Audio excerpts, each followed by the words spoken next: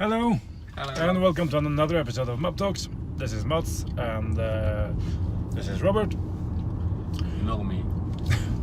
Yeah, you've been with me for a while now on some videos. Aren't you tired of me? Yes, sometimes. I had the pleasure of borrowing a Hyundai Ioniq battery electric from the local Nissan Hyundai dealership, Brennes Auto, and I had it for 36 hours. What's good, what's not so good, and how does it compare to the competition? Our initial impressions you can watch on another video. I will maybe link it below. Do you want to start? How did you perceive the car? Unfortunately, I didn't have the chance to get to know the car very well. The seat was good, and it was very spacious in the front of the car. Even when I pushed the seat a little bit forward to give our friend some more legroom, it wasn't unpleasant for my legs. So that's a good thing.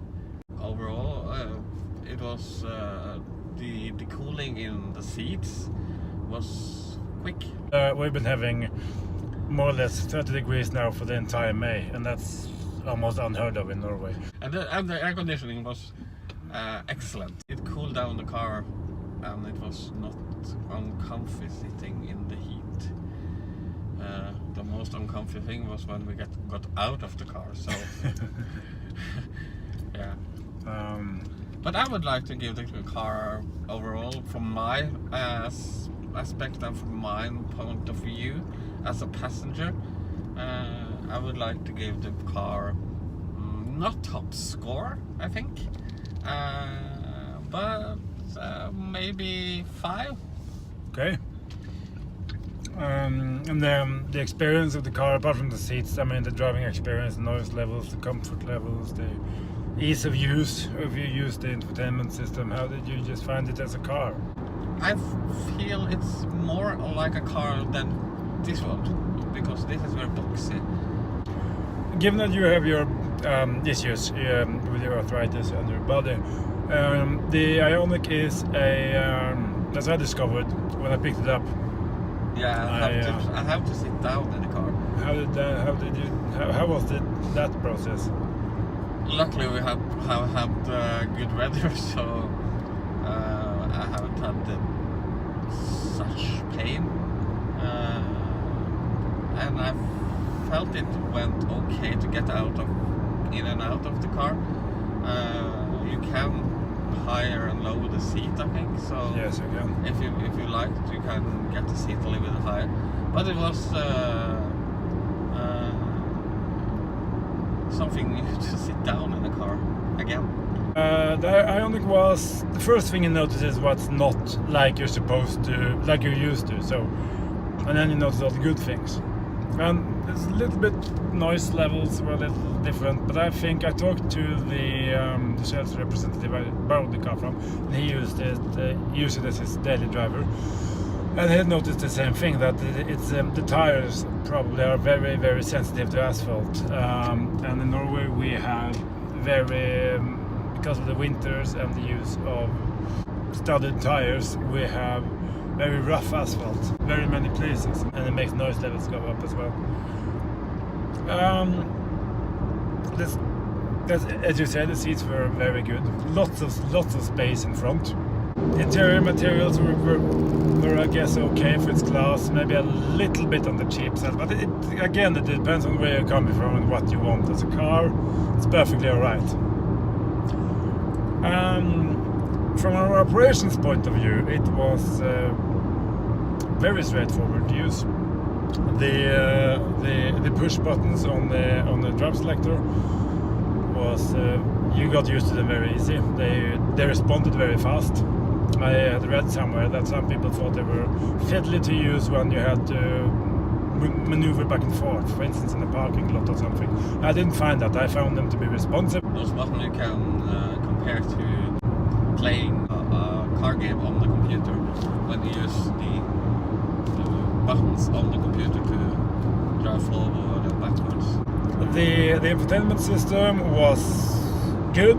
It's the same basic system as I have, but it is updated and improved in very, very many ways. That's one of the things I found to be just silly in the general car industry.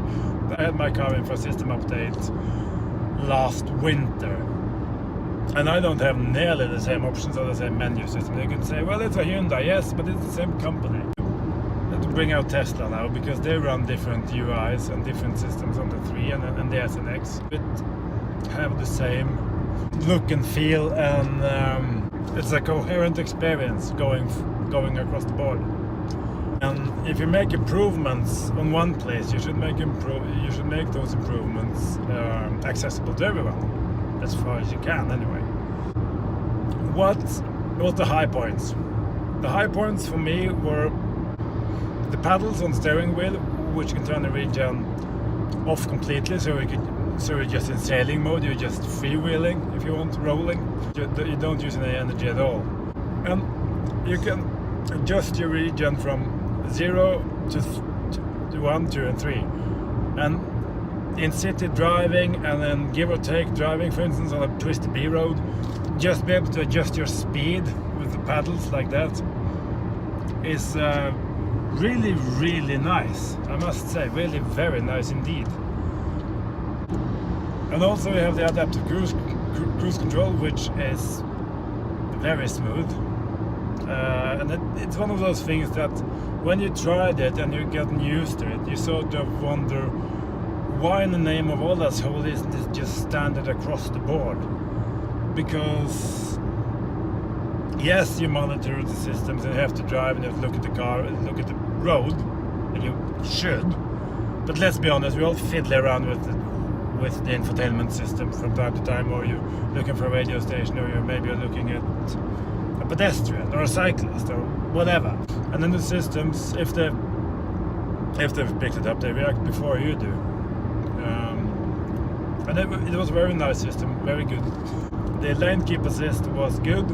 It's not auto steer per Tesla, of course. It's like having someone slightly adjusting your course, and it takes a lot of them micro adjustments out of the equation of driving, and it takes a lot of stress out of it. Like now, for instance, I just have stupid old-fashioned cruise control, so I have to do all the micromanagement myself with the intelligent cruise control and lane keep assist. I don't have to do that. The car does that. Makes driving long distance more pleasant. Seats good. Cargo capacity it's good. It's not bad. There's a few things I miss, like somewhere to put your charge cables, for instance. As I mentioned before, in this car I have that possibility because I can put it under the floor of the luggage compartment. But sure, it's a long boot. It's nice. You can put the seats down. Back seats in the Ioniq are not suitable for people very much above 5'8" or something. We drove it on some twisty B roads, and it's not sporty. It's not a BMW 3 Series or a Tesla or anything in its feel. And the suspension is rather soft setup. The back is a little bit too soft. Sometimes it doesn't settle entirely. It's a relatively compact car, so you can sort of hustle it about without going mad, of course, but it's fun. And you don't have to go fast to have fun. But the really surprising thing, I've heard Tesla Björn and so many other people speaking so warmly of the Ioniq and the efficiency of it. I had 36 hours. I drove for well over 12 and a half hours, I think, and I put 530 and something kilometers on it. The energy consumption stayed more or less constant. City driving doesn't affect it that much because the speeds are low. But here, the faster you drive, the more efficient it gets because its aerodynamic really comes into its own. Like now, for instance, this one is just devouring energy because the Kia Soul is a boxy, tall car. That and the Teslas are among the most aerodynamic cars you can get right now, I think. You could do easily 200 kilometers, and probably more too, depending on conditions and so on. And we were running climate control and all that, as I said, because of the heat. And I'm driving the car, I'm not being a conservationist EV driver.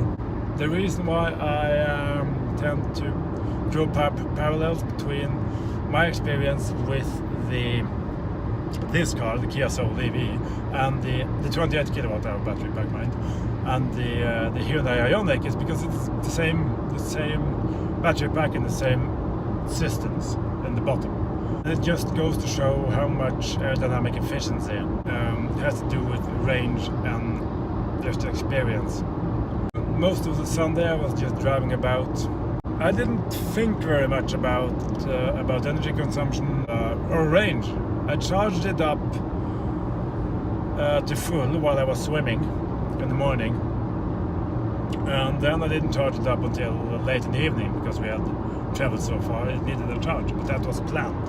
We were going to test, as you can see, the 100 kilowatt fast charger that Fortum has built in outside of Ski, and that's really quick. We were there for, I think we were plugged in for 15-16 minutes, and we filled up 60-70% of the battery. And that's why I think it deserves the moniker mini Tesla, because it charges quick. It can take very much power for a very prolonged amount of time until it reaches 77-80%, and then it begins to taper off. So even if there's a relatively, if you consider the cars that are coming now, small battery pack, its efficiency and its ability to charge quickly, it can take 70 kilowatts after all,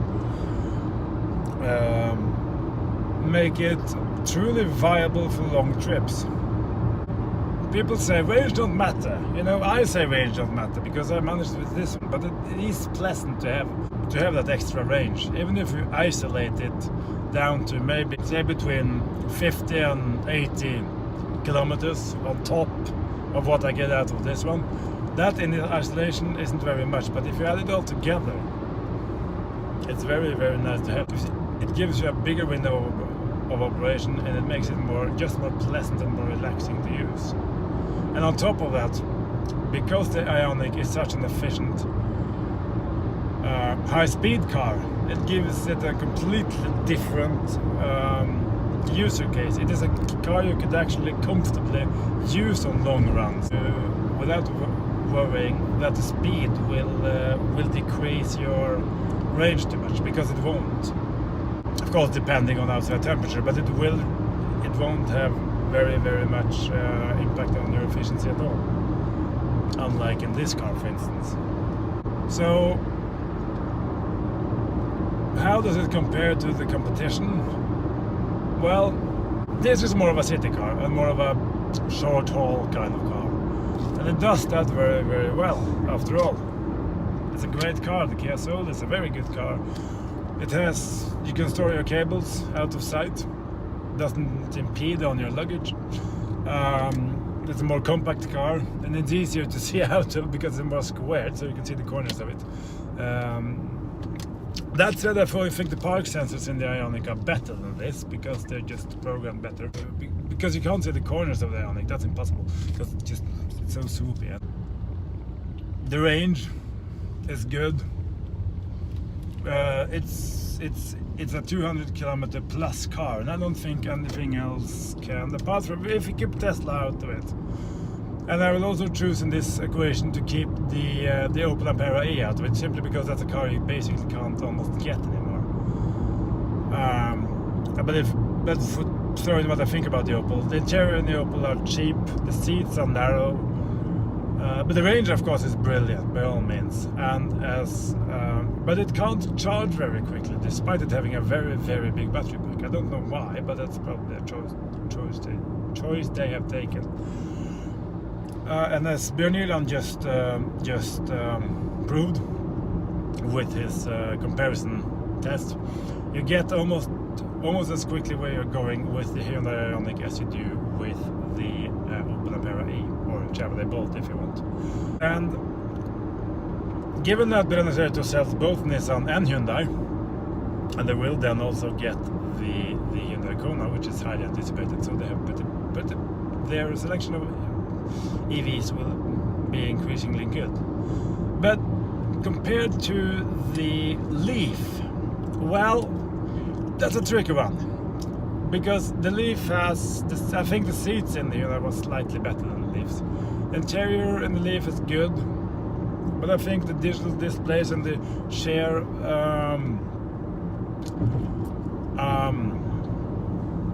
customization of the information on display in the Ioniq is better, and also the screen.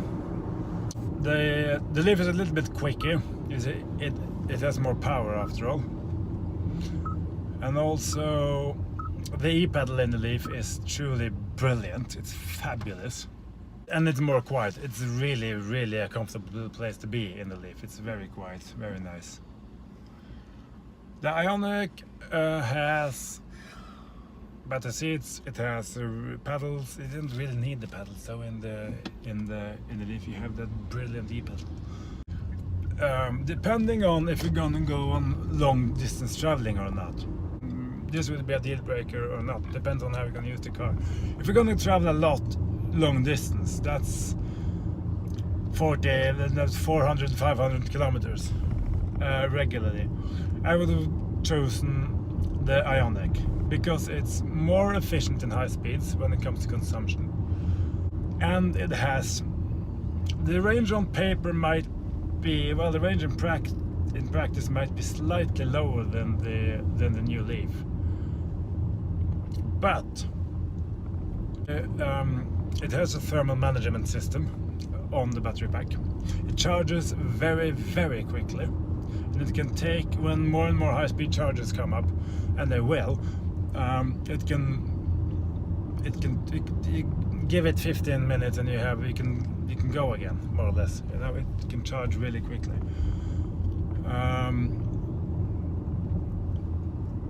And it can do that repeatedly, constantly, and it will deliver. The Leaf, as RapidGate has shown, can't. So you can fast charge it once if you haven't been too hard on the throttle and overheated the battery already.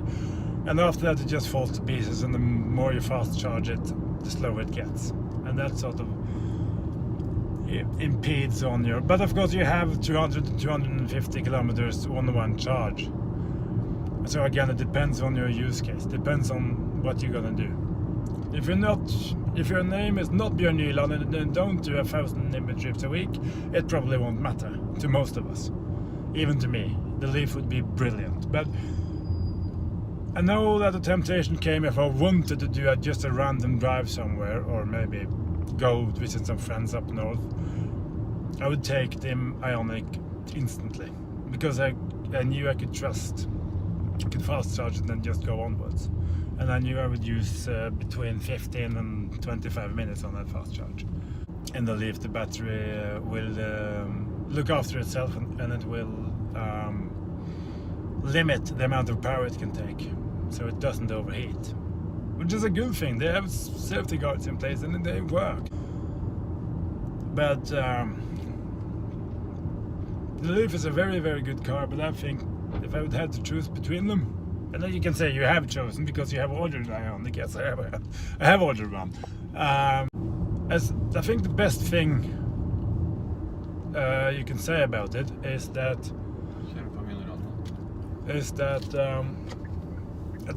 I didn't want to stop driving it. I just wanted to keep on going and just drive for the sheer fun of it, and I think that's the best thing you can say about any car, really. I mean, if I just wanted to park it and just didn't care, then it would be a car. That would make it bland and boring. So to say that I didn't want to stop driving it, that I think says it all, really, from my part. So very high marks. Is it the people's Tesla? In a way, it is a people's Tesla for the time being. It is one of the best cars out there. It doesn't have the biggest battery pack, but it has shown that you can come a long way with doing things, thinking about the users, building in proper high-speed charging. good battery management systems, and an efficient aerodynamics. So, do I look forward to what it will do with the Kona? Yes. One other major drawback is the lack of app control. And does it matter? Maybe for some, maybe not for others. Oh. It opens new possibilities, and when the rest of the competition have it and increasingly get that, it will be. But we'll see what happens. Anything you want to add to my rambling? I think you made a good choice when Tesla now has some delays on the Model 3 and you wanted a car with better range. I think you made a good choice picking the Hyundai Ioniq. Not a bad word about the Soul, but if we are going to take another trip to Trondheim, I think the Ioniq is a better choice. It's fewer stops and the Apple CarPlay, brilliant. I forgot to mention. Yes, that's very convenient. And for you as a driver, the driver environment in the front, Very cohesive design, and the buttons and the tactile feel of the buttons, and also the steering wheel. It's good. It's a bit more modern than this. It's nothing wrong with either car, but it depends on what you look for and what you want from a car. As I say in Norway, this is a more brød and vannbil. Yeah. A car that you maybe use from home and to the office. But the Ioniq is more like a car that I want to take on a tour to Kristiansand or. It's a bit more Gothenburg. sporty and a little bit more. It gives you a little bit more smile on your face. It does. So that's it. Hope you found this interesting, and if you did, do like and subscribe, and comment if you have anything to add or if you have ideas you want me to look into. So if you have been, thanks for watching. Bye.